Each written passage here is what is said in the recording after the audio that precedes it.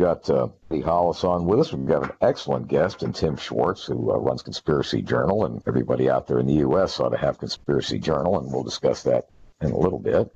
But first, a few news stories.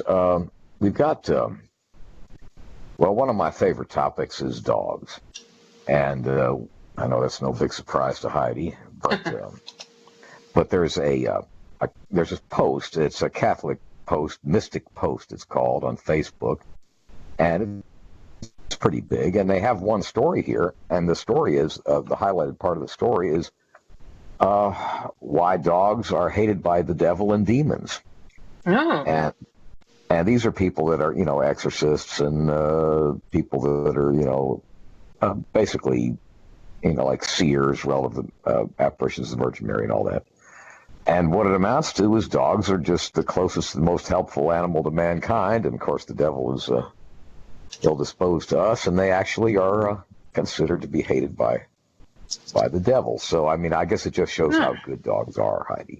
Well, and it goes, it explains a lot, too, when you watch these paranormal shows. It's like the dog was killed unexpectedly, type of things. Like, whoa, that's true. It does happen. I guess because they call them out and they spot them. Huh.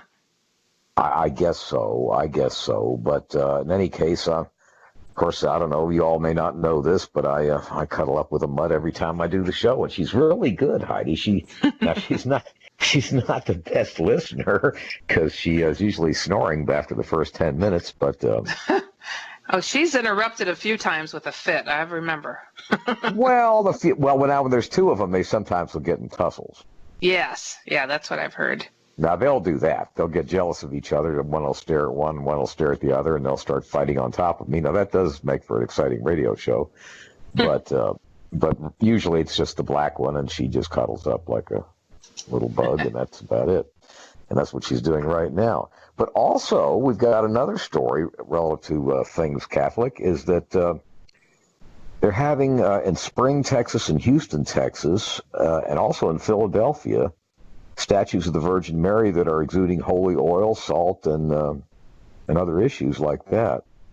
And this is as of September 2017, and it's ongoing. And I don't know that I ever told you this story, but this is back, thousands of years ago, when I was living in the Eastern Shore of Maryland, and there was it wasn't very far up to Wilmington, Delaware, about 40 miles. But I'd read about, actually in the National Enquirer, a story about a statue of Jesus that was in an Episcopal church.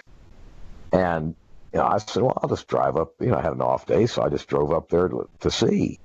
And it was, if you remember the old Rocky movies, you remember what the neighborhoods look like, like row houses and beat up looking area, kind of a downtrodden looking area. And that's what this neighborhood looked like.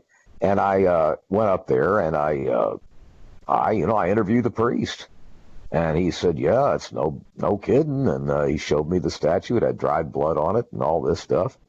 And, pretty cool. And I don't think he was lying. I really don't, because you're talking about a downtrodden place that if they could knock together a couple bucks, they weren't doing it that way. And in the manner I approached him, I don't think he would have lied to me. I really don't. Yeah. And especially not in those days when I could bench press 500 pounds. I mean, I don't think he'd be lying to me. But what I'm saying is these things are real. And, they've been reported many times. Paul Eno, who's been a guest on the show many times, he's seen these things. And I think we need reinforcement like that, because there's enough misery in the world and disappointments and everything else. And we need some hope out there. Yeah. Yes, you do. I swear, I got to tell you, I got an email today, and the title of the email said, Exposing the Hoax of Christianity. And I saw something like that. I posted it on my Facebook page, Exposing the Hoax of Christianity. And then when you open the emails where you see Jesus was a Buddhist monk and ET contactee. And it was from Exopolitics. I'm like, you know what? I know. What's up with that? Christians get beat up enough. I responded to this email, and I'm like, look, on the cartoons, Family Guy and South Park, Jesus is sleeping around doing drugs. I'm like, just leave Christianity alone. I'm like, you won't call Judaism a hoax. You won't call Islam a hoax, but you'll bash the heck out of Christians because we don't fight back. That. And I am just so tired of it. I'm like, oh my gosh, I'm so tired of it. It's like, you know what? Stop already. It's not acceptable. We don't like it.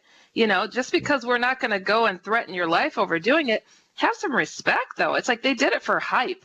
And it's like, but we're just talking about the attention, Yeah, and it's like, well, it's for the BBC documentary, Jesus was a Buddhist monk.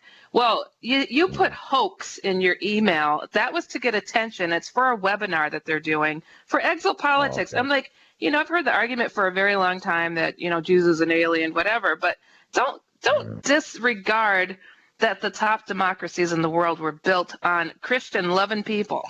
Don't disrespect us all the time. It just gets old. It gets old. Also all the gets old. Well, all the buys Islam is getting, with pedophilia and all that, and but if Christians did it, they'd be hung from the lamppost, And I'm not in favor of it in any case, but I'm just saying that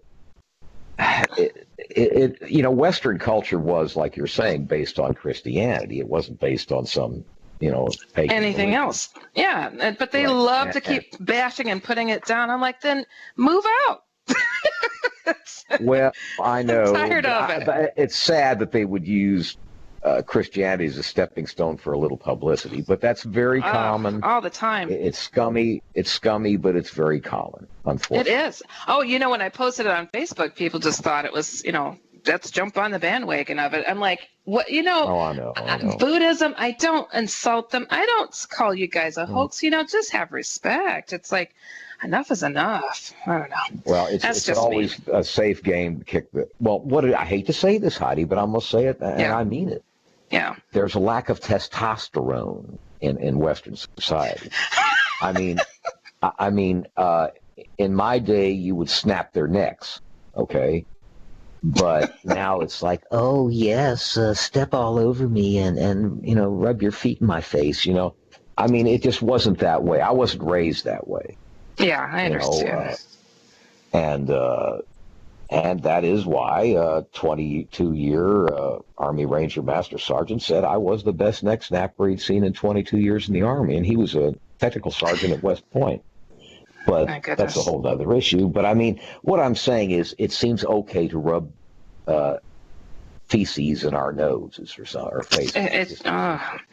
It's like this. You gotta have respect going all the way around. It's like, I try my best. It's like, can you try a little harder?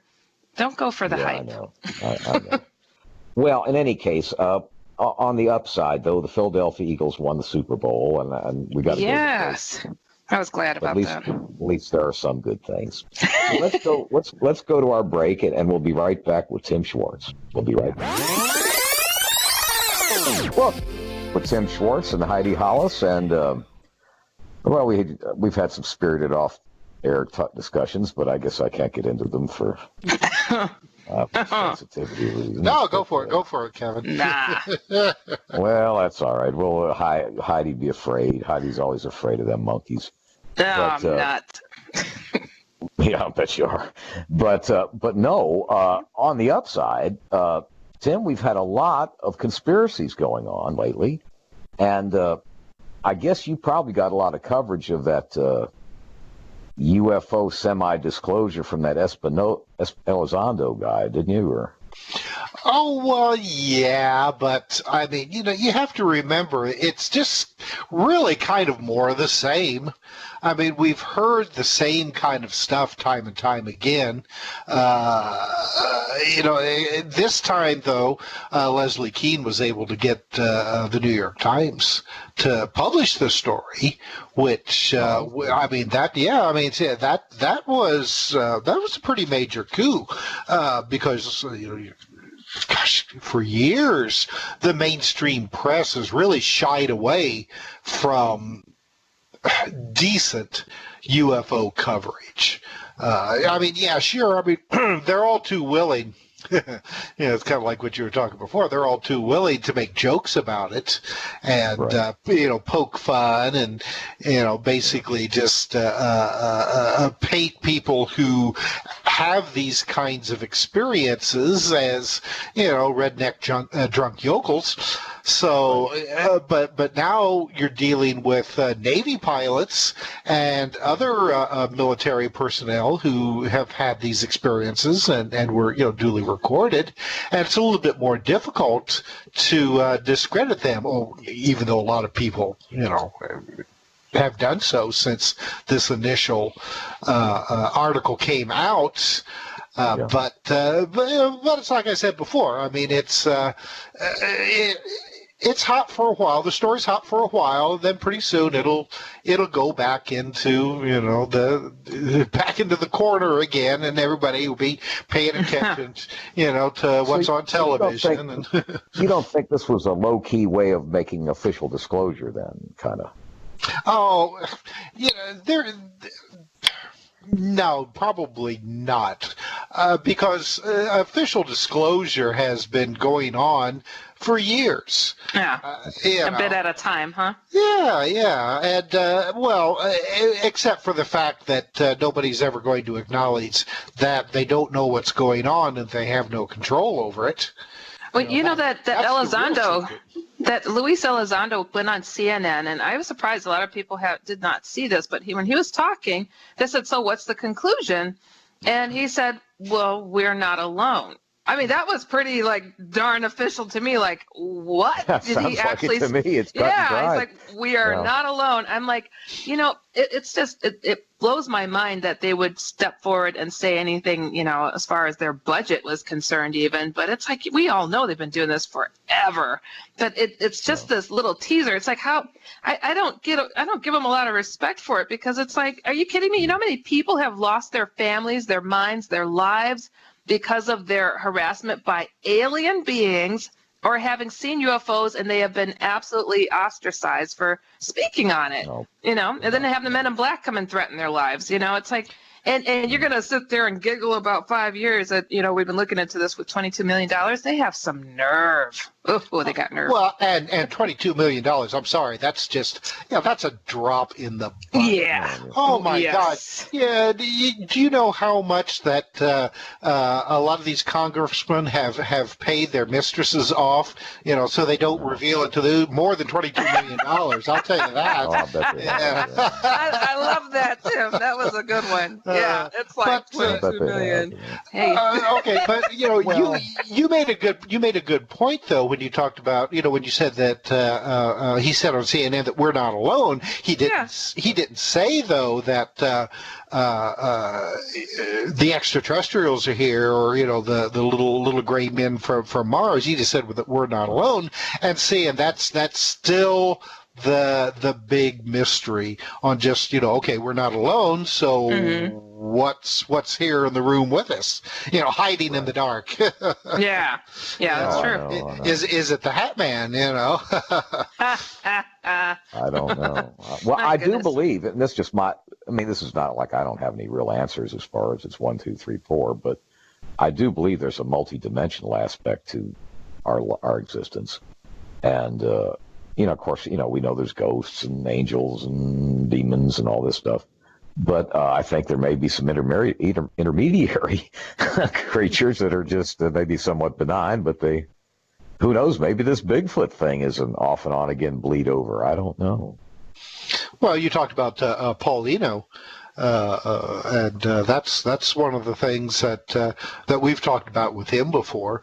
Oh yeah, that's right. That all of the things that you just talked about, including UFOs. I mean, yeah, sure, there may be an aspect of UFOs that they are, nuts and bolts physical spaceships from other planets, but there is a lot of very high strangeness with a lot of these cases that are really beyond.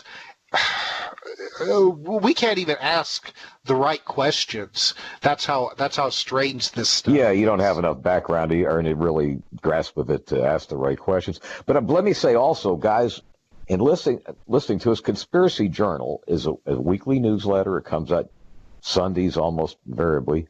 And Tim has got 200 or 300 reporters that report into him from all over the world on all kinds of fascinating topics. It is free, guys. You'd have to be relatively dull not to want it. So go to conspiracyjournal.com and sign up like right away. I mean, it's crazy not to do this. Yeah. You'd have to just not be interested in stuff. I mean, it's just that simple. And I really appreciate, all the stuff that people send me every day that they run across, because really without these, without my friends, without my stringers, Conspiracy Journal would be nothing. It really wouldn't, because I mean, people will run across stuff sometimes. I'm just like, where in the world did you find that? Just marvelous stuff. It's kind of neat to have an outlet too, for anything that you come across or that pops up that you're like, oh my gosh, I think I can connect these dots, and to have someone like you to go to and say, what do you think? Can you post this? It's kind of neat. Yeah. Well, yeah, exactly. It really is. And there's a lot of stuff too that, I mean, it's just kind of out there singular. They're so weird. Oh yeah. What's the weirdest one you've come up? Me a lot. Oh, I'm sorry. Go ahead. I was just curious. You said weird. What's one of the weirdest ones that you've gotten lately? Well, okay, this isn't lately. This came across a couple of years ago, and it really has nothing to do with anything supernatural or like that. But after World War II, this village in oh my gosh, I can't remember. I think it was Hungary, where the men came home from the war, and the wives had been making do on their own all this time. And when the men came back, I guess that they were pretty much drunken louts by this point. And the wives were like, we're not going to put up with this, and then systematically poisoned them all. No. Oh, really? How excellent. That's good. Wow. Yeah, I mean, just like practically the entire village, men in this village ended up dying under weird circumstances. And then finally the authorities took notice, and they were, and they dug up some of these bodies, and they had been poisoned. And finally, wow. some of the women confesses, like, we're not going to put up with that here. We took care of ourselves, all these years while they were out fighting the war. They came back and think they could push us around. Well, they didn't. Wow. I guess not. Well, that sounds like I thought Rosie the Riveter was something, but apparently. Yeah. Nuts to them bozos. Yeah, so I mean, it's like I said, it wasn't exactly like supernatural or conspiracy, but it was just one of these, like, oh my gosh type of stories. Yeah. That's one of my favorite ones.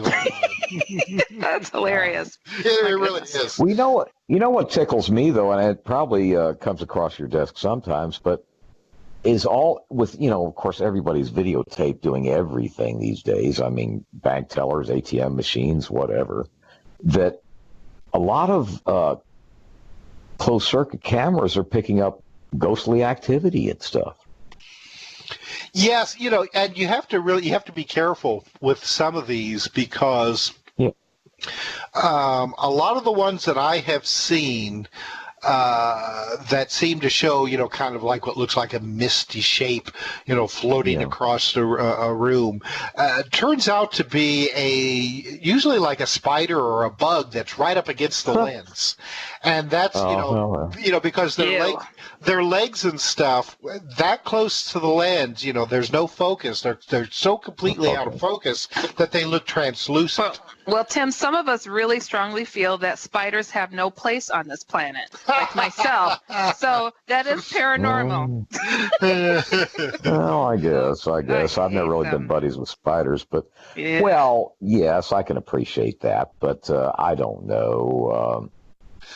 But on the other hand, there has been, like you said, there's been some really good ones that show, like furniture moving around, in an empty building. Yeah. There's that one, the one recently in some elementary school that showed like the locker doors slamming shut. I think I saw something like that before. Not recently, but a couple of years ago it did.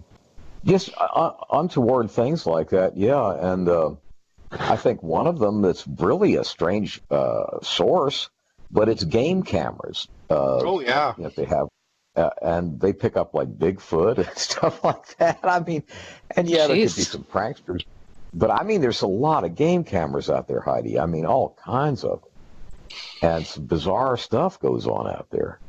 Yeah, I saw something that ran through a soccer stadium once, and it was moving so fast, like it looked like a shadowy thing. And what is that? Yeah, the figure moving through the crowd, just it's almost like Superman type speed. Yes, disturbing to look at. But really, nobody else was noticing it though.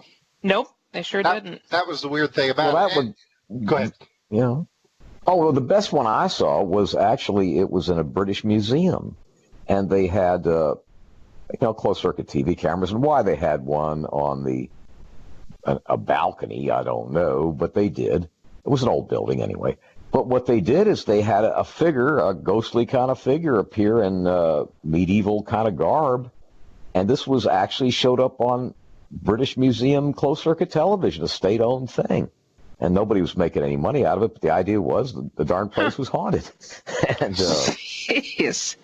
Wow. That's creepy. It was pretty clear, too, and it was the outside balcony. I mean, I'm not saying it couldn't have been hoaxed, but the British government's not going to try to make money on that. Was that the one where the figure, opened the doors and slammed it back shut again? I don't remember the movement part. I just remember I saw the figure look like Sir Walter Raleigh in a picture, and in a kind of a ghostly, misty kind of form, and but there was one. I mean, it's been around for at least 5 years. That it was looking down on a pair of double doors, and it was kind of like almost like an alleyway type of situation. And I can't remember now if the doors had been propped open or if this figure opened them. But all of a sudden, this figure dressed in like a monk's cowl, appeared and pulled the doors shut. It's like, shut the damn doors, it's cold in here, something like that. And of course, the skeptics were like, oh well, is somebody who, like a reenactor there in this place. And of course, then the owner of it says, we don't have any reenactors in this place. Wow. Well, this wasn't a monk's getup. This was just regular, like Sir Walter Raleigh kind of look. I'm sorry, go ahead, Heidi.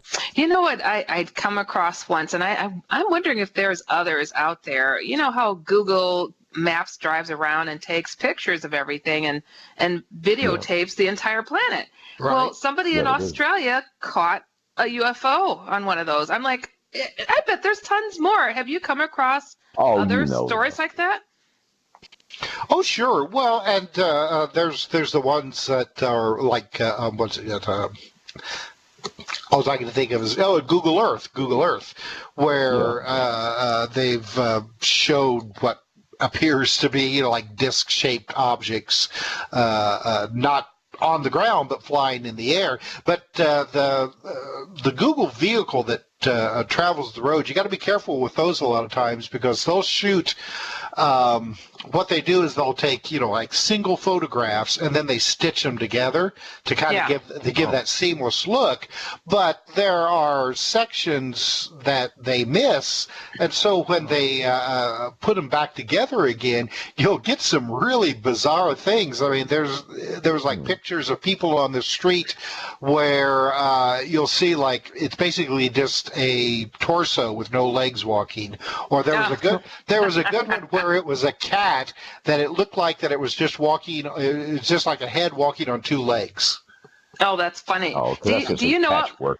Yeah. I saw them coming, and I turned around and I waved at them, and I am forever frozen on Google Maps in my car waving. It's hilarious.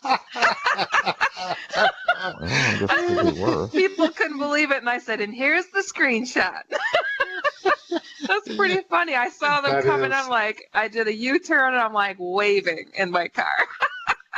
That's so now, guys, we're coming up to the bottom of the hour break, and we'll be right back with Tim Swartz and Heidi Hollis. Well, it's great to be back with Tim Swartz, and he's a nice guy from Indiana. We were just talking about all my evil New York brethren up there, and but Now, my mother was from Queens, and she was a hard case, boy. Oh, you could break rocks on her, but she's very sweet, though, once she got past the veneer. And most New Yorkers are, really. They're really okay people. They just got to fight like river rats up there to get anywhere, I guess. I don't know. But, no, there's a guy I know, guys. I mean, I shouldn't say this on the air. People think I'm evil, but there's a guy. I want 100 New York sewer rats sent to me that I could let loose on this guy's travel trailer he's living in because he's such an evil little devil. Oh, my. And I would just, I mean, I'm talking about, if you look on the internet, they get to be 4 and 5 pounds, Heidi. Well, that could be good eating. Jeez. Well, I don't know. They might have bubonic plague. I don't know if you want to chow down on them. Yeah, it's true. But what I'm saying is, look, if you were in the New York sewer system, it would kind of make your disposition a little ornery. What I'm saying is, this guy's just an evil, arrogant little devil. He's the brother of my business partner, and he's living on a mobile home, one of those travel trailers, nice one, but yeah, still a travel trailer, and it's on his cousin's property, and it's completely accessible to rodents. I mean, it must have had a lot of use, so it must not be secure.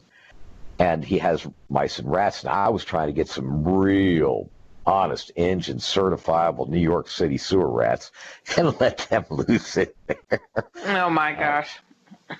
Maybe I'll be able to work that out. Maybe some New Yorker out there that can get up with me through the network, and we'll arrange shipment of those critters. But at any rate, I'm sure people in Indiana don't think in those terms. Yeah, I don't think so. And the weather's been wicked for us over here, Tim. I mean, we had 3 storms in 3 days. By this weekend, we're getting 15 more inches on top of, I don't know what we got out there, maybe 6 inches. Ouch. I mean, it's crazy. I don't know how it's going for you. How far is Tim from Chicago? Oh, quite a ways. Oh, okay. Chicago would be, in the extreme northern part of it's not a part of Indiana, but, it's, you go to northern Indiana and you might as well be in Chicago. Yes, yeah. Honestly, they call it, East Chicago, one part of it. Yeah. The region is, what they call it, they live there. But that is the extreme northern part of the state. Oh, okay. And I'm pretty close, to the southern end. I just want to share some snow with you. Actually. Yeah. Go ahead, Kevin. No, go ahead. Well, I to live in Terre Haute. Where is that in the state? Is it it's about midway, and then right on the western border with Illinois. Oh, okay. And then we're probably about 60 miles southeast of Terre Haute.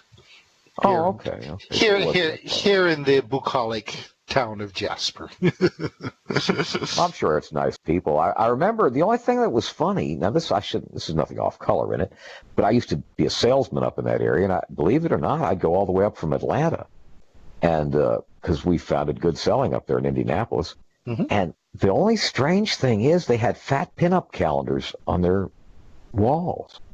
I mean. In other words, most people have shapely pinup people on the gals on the calendars, but they were all like big old gals, and it was just, and not just one place, but half a dozen. We were thinking, they're good farm workers. What are you talking about? Yeah, that's right. I guess so. Not so much in Indianapolis. Yeah. I don't know. I don't know where you visited. Why that happened? Yeah, well, mostly I sold I sold like in parts departments. I sold heavy shipping tape for people that would send out, machine parts and stuff. Oh, sure, right. Oh, and there's a question popping up in the chat room. Disclosure Advocate is asking if there's been any notable UFO cases in Indiana. Oh yeah, it really just all depends when you're looking. I mean, Indiana has been pretty much a kind of a hotbed of activity for a long time now. Not so much really in the last 10 years or so. It's kind of calmed down quite a bit, but we had. a lot of UFO activity in 1973. There was a big UFO flap that went across the entire country, and Indiana got quite a bit of that. There was a really interesting encounter north of Indianapolis, around a town called Gas City, of all names, where several drivers saw what looked to be, they described them as little people, like children almost, that were wrapped. They described them as like they were wrapped in glowing material and floating over a fence and then across the road. So naturally, the state police and the sheriff, they're like, okay, we got to check this out. And they went out there, and one of them actually saw these things. They were off the road at this point and in the forest. In a field heading towards a forest, but when the sheriff got close by, these things just basically went straight up in the air. Nobody ever saw a UFO or anything, but they did see these things as kind of like just floating up into the darkness. And then one of the weird things about this particular case is that a local newspaper reporter who had been listening to all this activity, on the police radio, he went out to the same general area. He didn't see anything, but he came across on this country road this line of wild animals, like possums, raccoons, skunks, just crossing the road in a straight line, like like a procession. Whoa! Or something. Which, I mean, if you've ever lived out in the country, you don't see these guys. These are all solitary animals. You'll see them by themselves, never in a big group together crossing a road like that. It was not like ducks or anything. No. Yeah, very, very high weirdness case. Wow. I do UFO headline news now daily here on Inception Radio, and I see these patterns with UFO reports now that I've had to read through hundreds of them now, and it's amazing to me how many. I don't know. It's like you see a trend of from the older reports to more up-to-date reports, and seeing how the ships change. It's like a lot of triangular ships with a big dome on the bottom now. And I'm like, what is going on here? It's amazing to me to see the trends and how many people who go out for a smoke or walk their dog are the ones that are witnessing these things. It's just patterns you start to see. So what have been some of the patterns? Yeah, a lot of black triangles. I'm curious if you've noticed, changes in the stories that you get your way these days. Because, I mean, the UFO reports, because I get some that are, really old and some that are, rather, it's a day ago or something. And it's wild to see that. Yeah, it's and that's an interesting point that you make, Heidi, because it does seem like that the shape of whatever these things are do seem to change with time. These are the 2018 models now, right? I'm just kidding. No. See, that's a very good point. You go and you look at some of these cases, especially like in the 1950s, that involve some of these contactees, say like George Adamski or Howard Menger or some of the, or even people who just happen to be close by and took a photograph of something weird. The craft that was being seen and at that time were very how do I put it? They look very 1940s, 1950s. I mean, you could almost see, like the rivets on these things. They look like these Buicks with the big fins on the back of them almost. They're very, and they looked an awful lot like what you would expect a spaceship or a flying saucer to look at that you would see in the movies. But see, as time progresses, these whatever they are, they do seem to take on different, more modern shapes. As Heidi pointed out, the black triangles are probably the ones that are the most predominantly reported. Now, whether or not this is because if somebody sees something different, they're just like, I'm not going to report that. That sounds too crazy. But since, people have heard more now about the black triangles, they'll say, yeah, kind of like the Me Too situation, like, oh, well, I was hearing about people seeing the black triangle. I saw one too. But we still get other kinds of orbs, like sphere types of crafts are also very predominant in sightings. I've had a couple of weird ones even that they talk about the Jetsons, like little rocket ship. A couple of those. Yeah, a couple of those. And more recent even. I'm like, wow, the Jetsons are real. Well, Karen Dolan had pictures of one conference I went to, there were some paintings in the Pyrenees Mountains of France that had what looked exactly like a George Jetson vehicle. Oh, yes, yeah, and that's what people seem to be describing. Yep, I know which one you're speaking of. Chris O'Brien, who he lives out around the Grand Canyon area, and he was out driving one day around the was it the Four Corners area? It may have been somewhere around that general, maybe in the vicinity of New Mexico, and he said that he saw this craft kind of like shoot across the road in front of his car, and that's the way that he described it. He said it kind of looked like the Jetsons type of vehicle, wow. Shiny metal with a glass-like dome on it. In the front. So yeah, people. It's.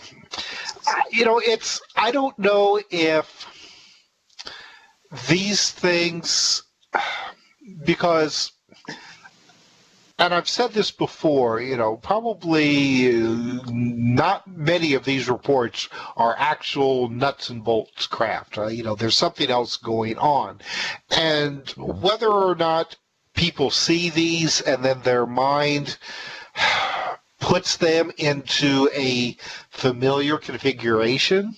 I don't know if that makes sense or not. But it does seem that whatever is going on with UFOs, they do seem to change with time. Their shapes are change with times. I mean, don't. In the 1890s, weren't they kind of more like cylinder kind of?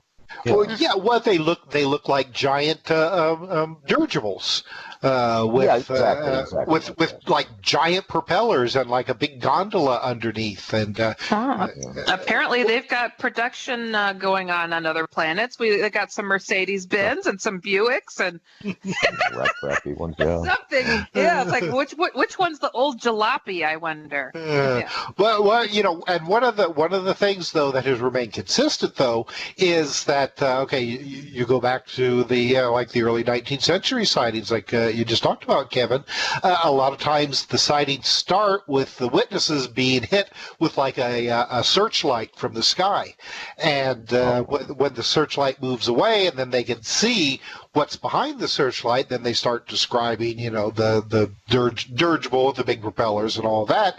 Well, the same thing continues to happen today. Somebody will be out smoking a cigarette and walking their dog, and they'll be hit with this light in the sky, but then when the light moves away, they'll see, say, like a black triangle.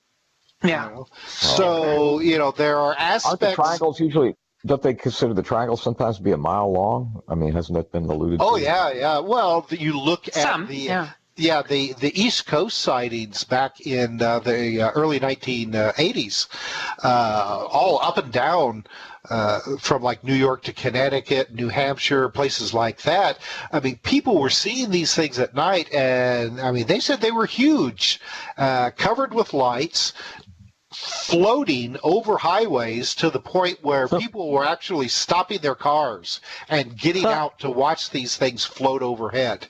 And they were so big that, I mean, people were scared, because, I mean, just think about it. You see something like maybe the size of a battleship, floating just a couple hundred feet overhead.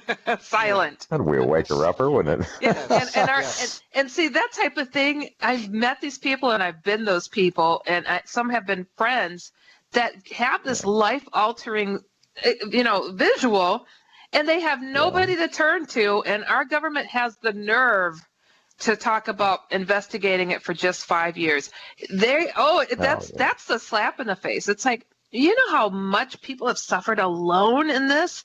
How dare you? It's a real problem, and it's like I don't see why they need to have the secrecy when people seem to handle their little disclosure just fine, and weren't even aware of it. They just put their headphones back in and said, "That's cool."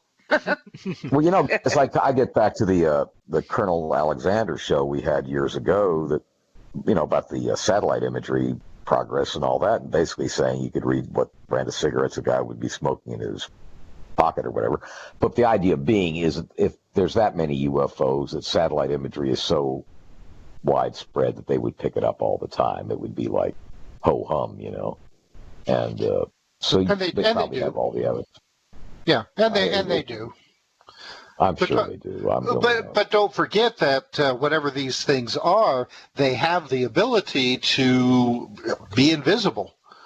For want of a better word, I mean, it's hard to say. Do they become invisible, or is it part of or something?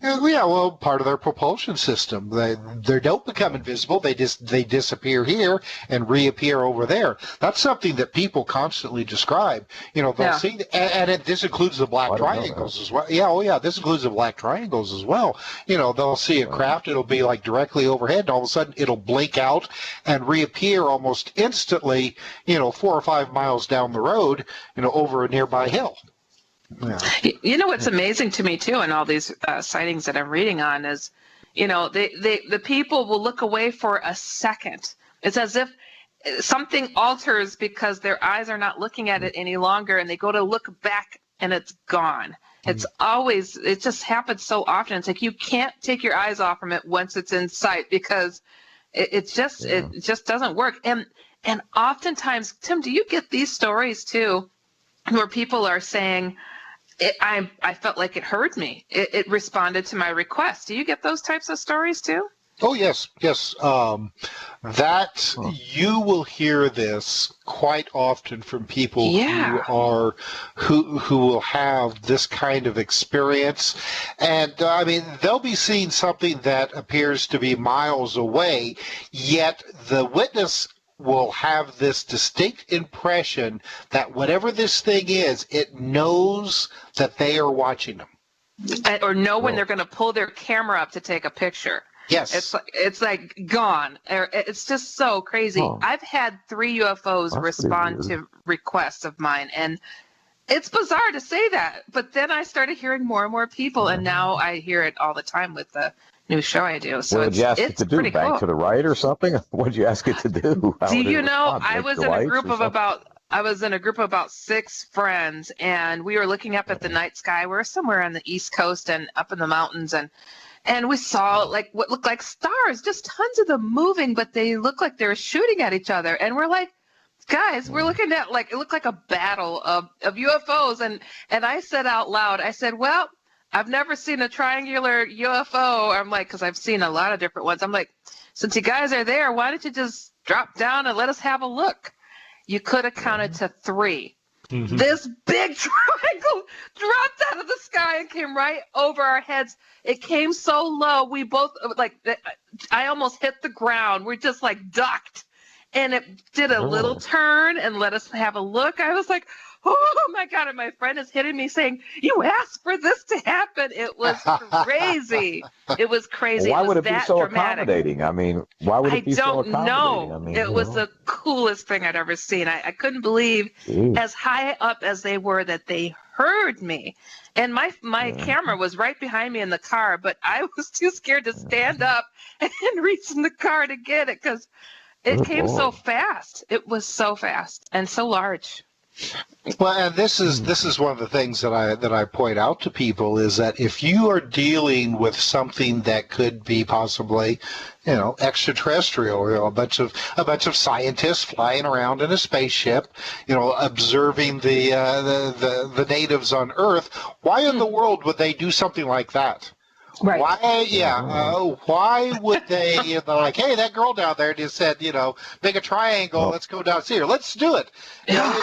It sounds almost like something that a bunch of teenagers would do. Yeah. Like, let's go and scare the hell out of her. Yeah. Honestly, just the craziest thing, and I'm reading these stories every day, and the people, I mean, there's a lot of them saying, hey, they heard me. Well, doesn't that kind of jive with that guy up in the state of Washington, whatever his name is, the guy with the ranch? I can't think of his name right off. Heidi, you probably know. Was the guy in Yakima. Yeah, the guy with the ranch, I forget his name. James Gilliland, is it, or something? I'm terrible with names. Yeah, I think it is. But at any rate, he has a ranch where ostensibly they could call up UFOs and they'd show up and dance the Irish jig and leave or something like that. Yeah, there's people that call themselves, I don't know, conjurers of them or something. I don't know, but UFO whisperers. Oh, yeah. We said it at the same time. Jakes.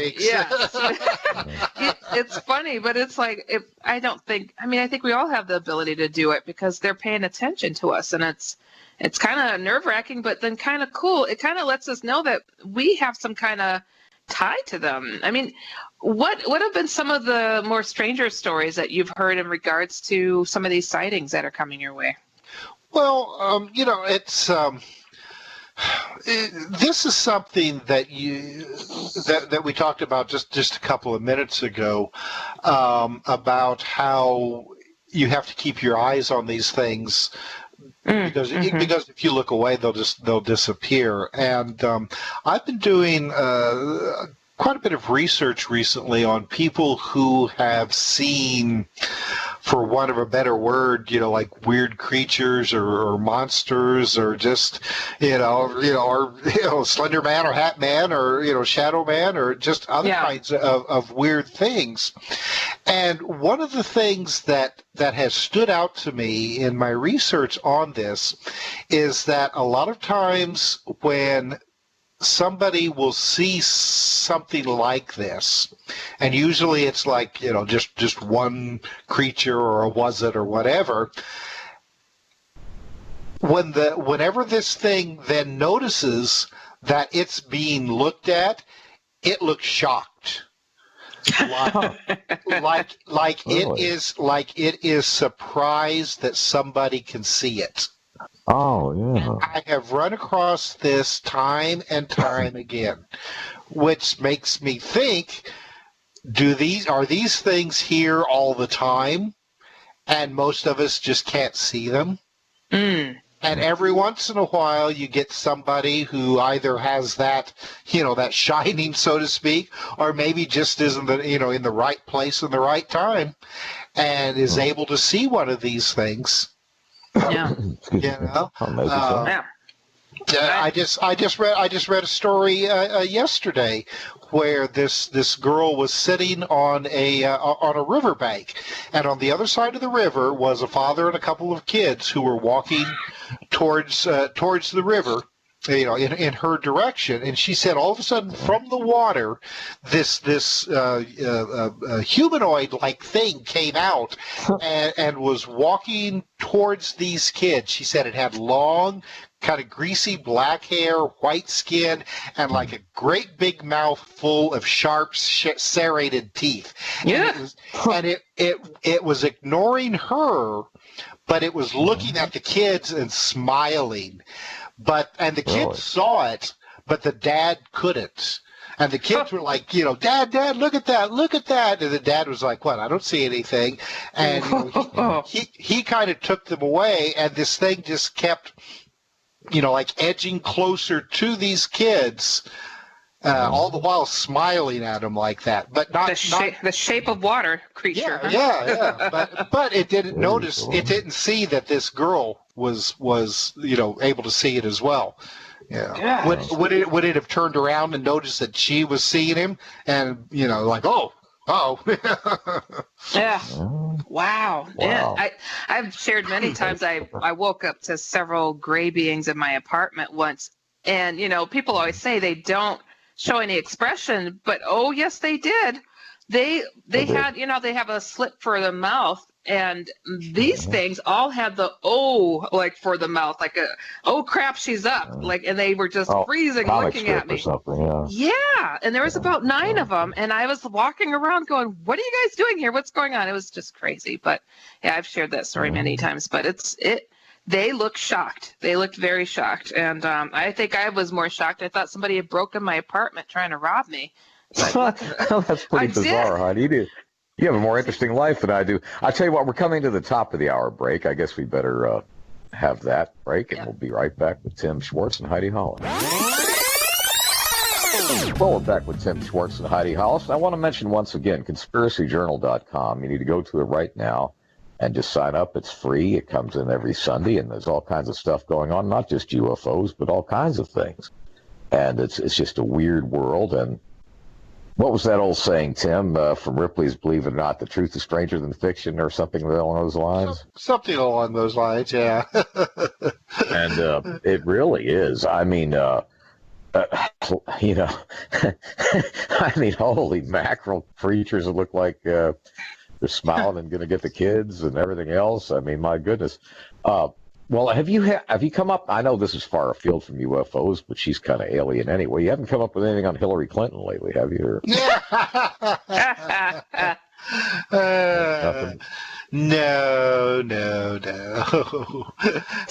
I have been going over some interesting stories that that Donald Trump is a changeling. I don't know if you know what that is. No, I've heard of the term changeling, but what is it for? Oh, I'm do not really tell, sure. Tim. Let's talk about Trump the changeling. Well, Yeah. a changeling is when somebody is a baby, like the wee folk will come in and steal the baby and leave one of their own kind in its place. And it's possible. so the story goes is that's what's happened to Trump, that the real Trump was taken away by the wee folk, and like this They're called trolls, right? Yeah, So Trump the troll. That sounds right. Trump the troll was left, and and of course the changeling baby will look like the one that was left behind, but the personality will be different. Usually, like nasty and money grubbing and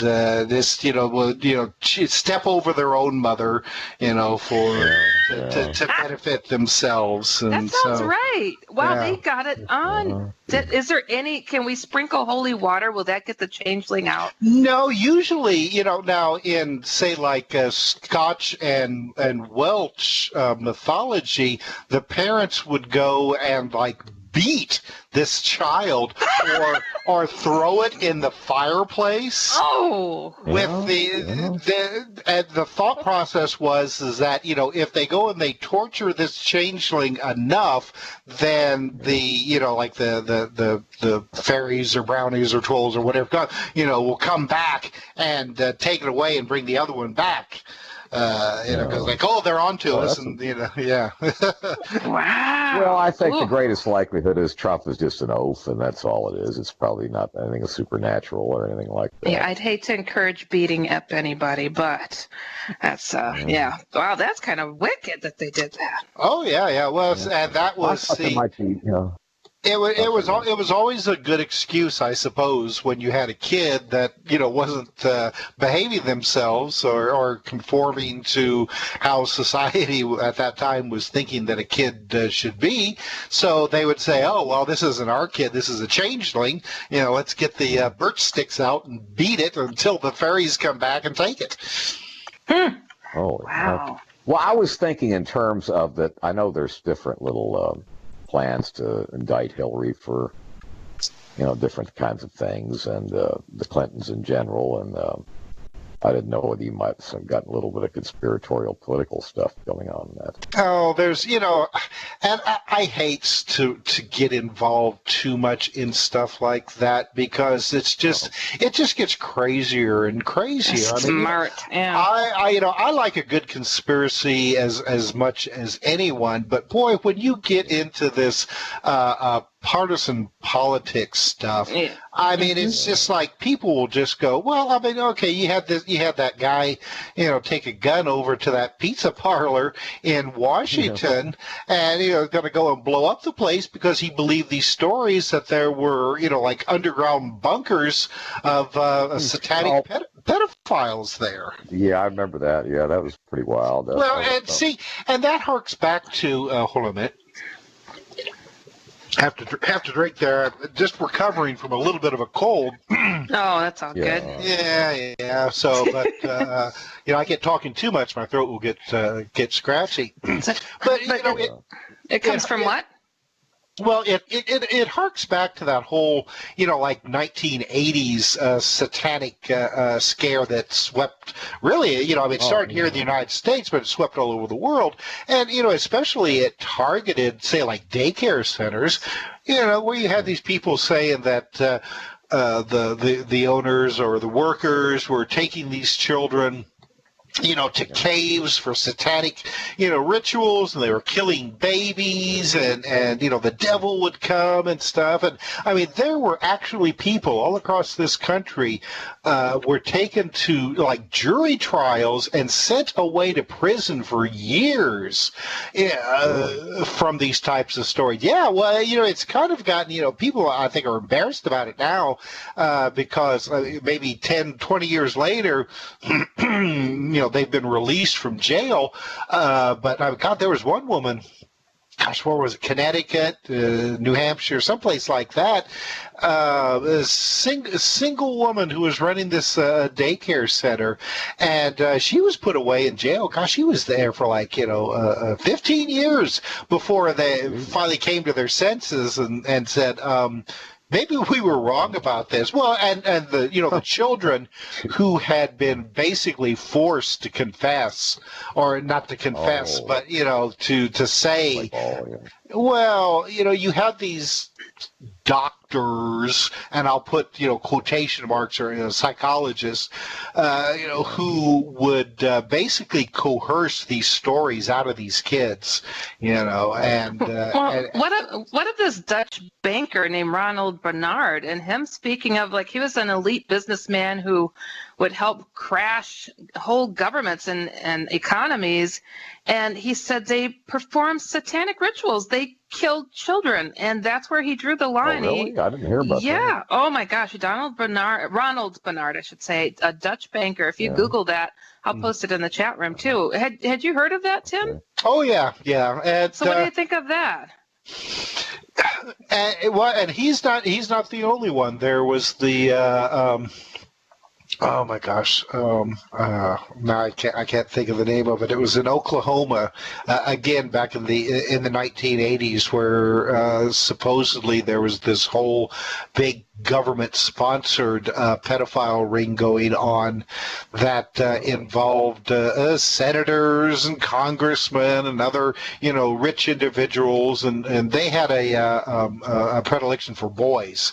So they would provide supposedly they would provide boys that were kidnapped from across not only the United States but say like Mexico and things like that. There was actually going to be a documentary that had been produced by PBS that was going to run, but at the last minute it was pulled. Now, of course, all the conspiracy theorists, like, oh well, they pulled it, because the rich elites, didn't want this information to come out.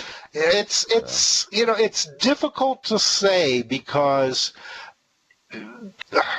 these stories sound so wild and so crazy. It's kind of like a lot of these UFO stories. The stories sound so wild or so crazy that you just can't believe them.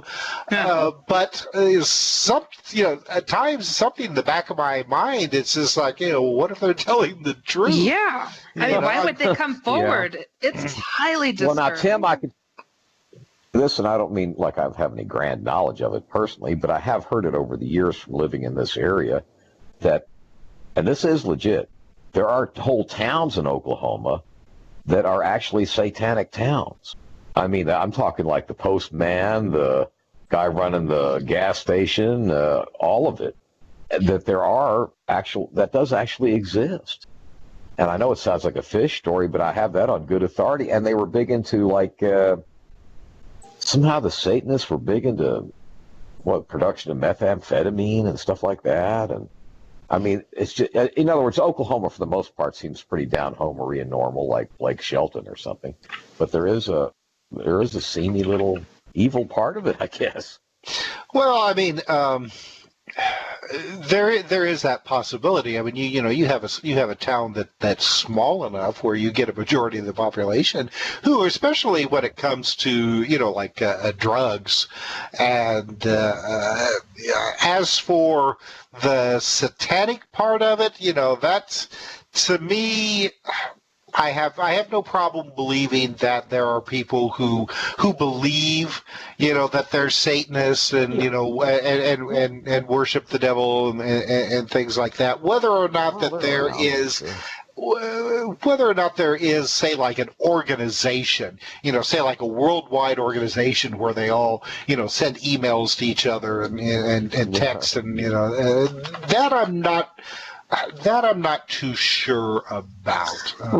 I believe it or not, I've met an ex-military guy who couldn't take the orders anymore for performing and satanic ritualistic stuff our government was doing in these FEMA camps. Our government in FEMA camps. It's disgusting. FEMA camps that are popping up all over. You mean actual satanic stuff? Satanic stuff, sacrificing people, torturing people. Yeah, I've met a lot I've of. Never heard that one, people. Boy. That's pretty exotic. I mean, and you've heard it on good authority. If this person that I've been in touch with is being straightforward, and I think he may be. So yeah, it's really disturbing. It's sad. Ex-military people have the best information, I tell you. Well, yeah, I mean, I know a lot of ex-military people. I've never heard anything like that. Jesse Ventura on his show, Conspiracy Theory, did he not go and find these FEMA camps popping up all over? And he said, "What's going on here?" And they didn't want to give the information. I didn't see that. Did you see that one, Tim? See that, I know the one. I know the one that you're talking about. It's at these camps that this person that told me that they're doing these things. So what do you think of those FEMA camps popping up? I don't know. Well, once again, I mean, this is something that, I mean, that's been going around. Oh my God, even before, say, like a Waco and situations like that. God, probably from the earliest day of the internet, there was actually a couple of places in Indianapolis, I remember, that were said to be emergency FEMA camps. One of them was like an old railroad facility that was in Beech Grove, which is a suburb of Indianapolis, and it was supposedly slated to be one of these, it would be an internment camp. That's what the word would be. In case of some kind of martial law, people would be rounded up and sent to these various locations. I mean, I have no doubt that there are directives that have been put in place for just such a situation. I mean, that's what the government and the military does. I mean, they have these things on file, ready to go in case of really any kind of situation. I bet you that there is a situation on file for, if the aliens come and start blowing up buildings. They're going to be prepared for just about any kind of situation. I mean, people made a big fuss about the Pentagon and their climate change study, what would be done, how the military would respond if, say, like the coastline started flooding really bad and things like that. And, a lot of these politicians who, they're anti-science and don't believe in that kind of stuff, really took them to task. But nobody explained to them. Tell you what, I don't mean to interrupt, guys, but I mean, we're our last break. We'll be right back. I got tied up in the conversation. We'll be right back. Well, it's good to be back with Tim Swartz and Heidi Hollis. Tim, let me ask you this. Do you get many stories out of New Mexico? Any little skullduggery going on out of there? Oh, well, practically every state, has something unusual or weird going on. I did run across an interesting. You were talking earlier about these game cameras, and somebody had put up, and this was outside of Albuquerque. And somebody had put up a game camera in their backyard and tried to catch the deer who were coming in. And that night, there was it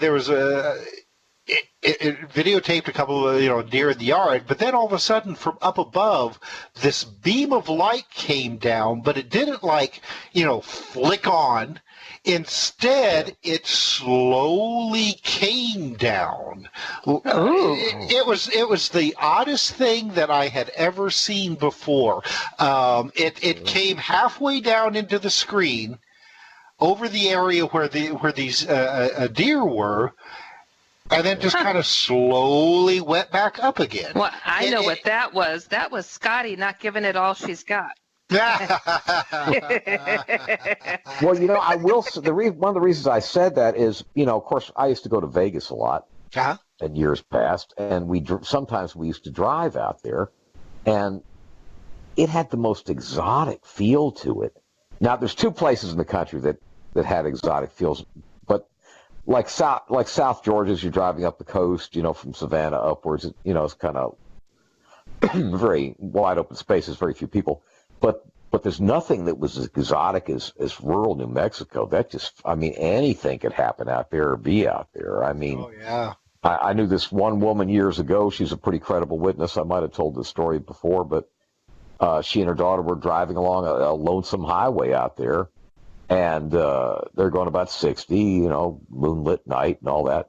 And they see what looks like a wolf chasing the sideways, right to the right of the car, keeping pace with the car. They're going 60, and it went on for like 2 minutes, which is way further than a wolf could make a bird.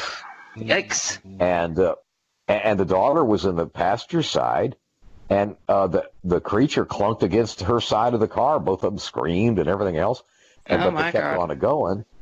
But what I'm saying, a cheetah can go 70 miles an hour, but I think, Tim, it's for 20 or 30 seconds. And that's it. And that, then it gets winded, and that's it. But there's no record of any wolves being able to go 60 miles an hour for 2 or 3 minutes. That's just not in anything we've ever been exposed to. No. But whatever creature it was damn exotic creature.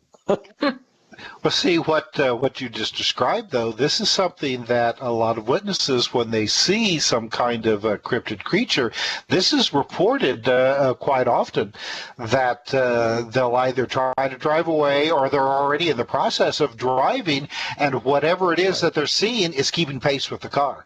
And, like you said, they're going 50, 60 miles an hour, and whatever is after them is keeping up right alongside, close enough a lot of times that it's able to bang onto the window, like the passenger or driver's window. In this case, yeah. That's like a common cartoon or comic where dogs chase cars. So maybe these wolves can't help it. I knew a lady who got interested in the whole UFO alien topic and Bigfoot because she was in Mexico at the beach in a car talking with her friend, and all of a sudden a Bigfoot came and peered inside the car and put its hands up over its face while it was looking in, like peeking in.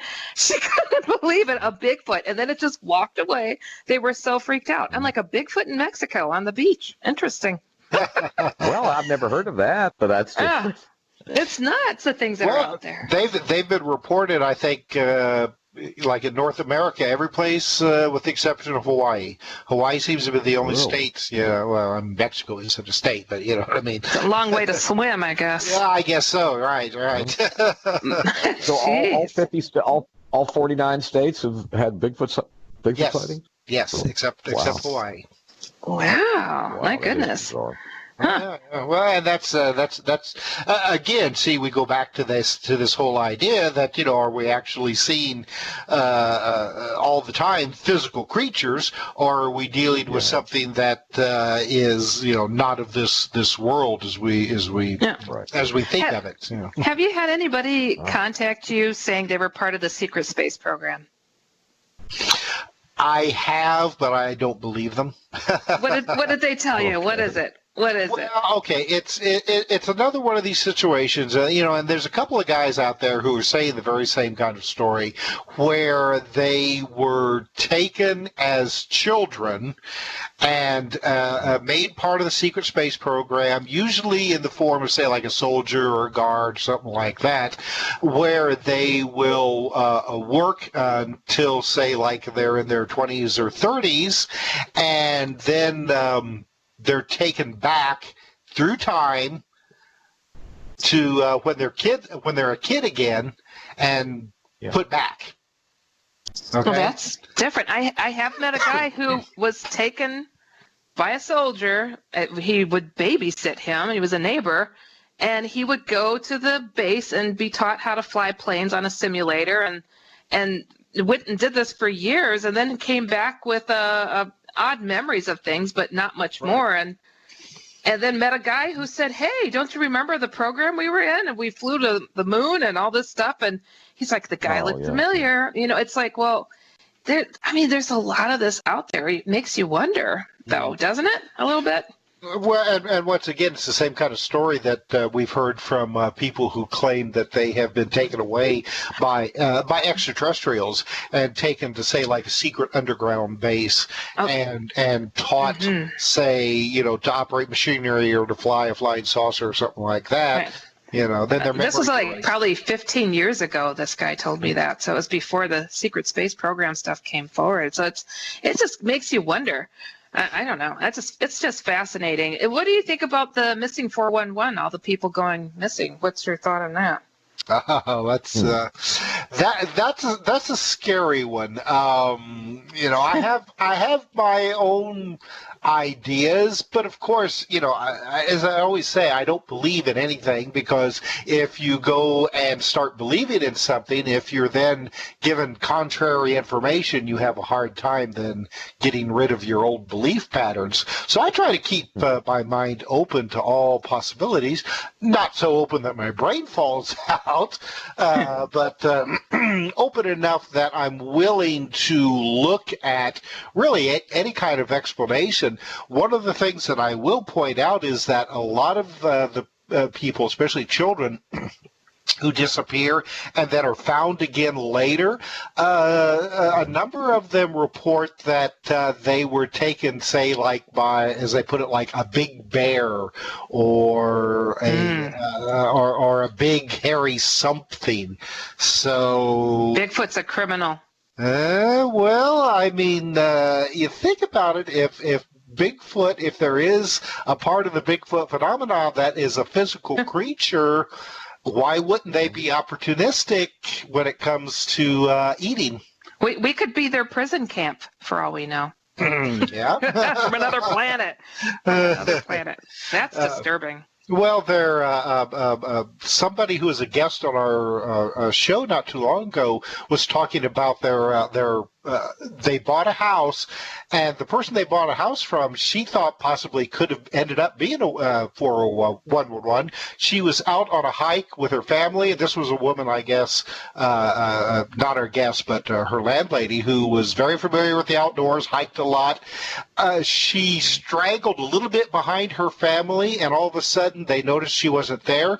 So when they backtracked, they found her lying on her back. She had been hit with a big rock that just seemed to, it was just there on the trail. And the implication was that somebody had thrown it at her, but there was nobody else around. So the speculation is that if they hadn't turned back around and, left her there for a few minutes, was she somebody's prey? Did somebody log a rock at her, and then at the when they could just drag her off the trail and she'd be gone? Another 411. Another Bigfoot case. Right, and she would. Well, listen, guys, I guess we better I guess we better and also announce once again Tim's conspiracyjournal.com that people need to go visit. And this radio show, when is it on, Tim?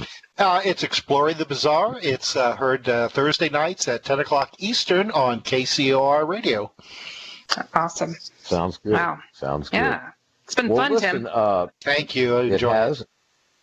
I always do. You take care out there. Yeah. Yeah. Good night, everybody.